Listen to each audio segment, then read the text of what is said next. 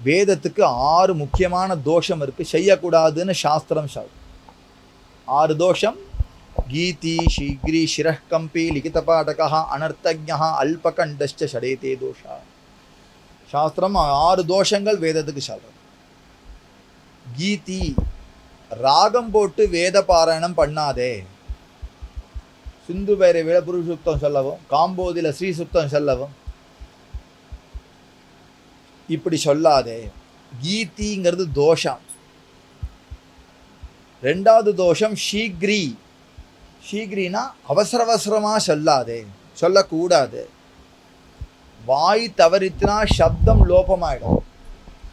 சப்தத்தில் லோபம் வந்துருத்துனா தோஷம் கிட்டும். அதனால ஸ்பஷ்டமாக சொல்லணுமானால் ஒரு நிதானத்தோடு சொல்லணும், சீக்கிரமாக சொல்லக்கூடாது அப்படின்னு சாஸ்திரம் சொல்ல. சீக்ரி. மூணாவது லிகித பாடகா, சிரஹ்கம்பி. மூணாவது தோஷம் சிரஹ்கம்பி.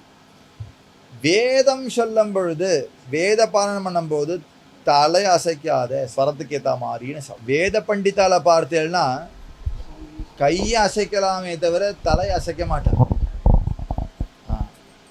அக்னிமி ஏழு ப்ரோ இப்படி சொல்லக்கூடாது, தலை அசைக்கக்கூடாது. சிரஹ்கம்பி தோஷம்.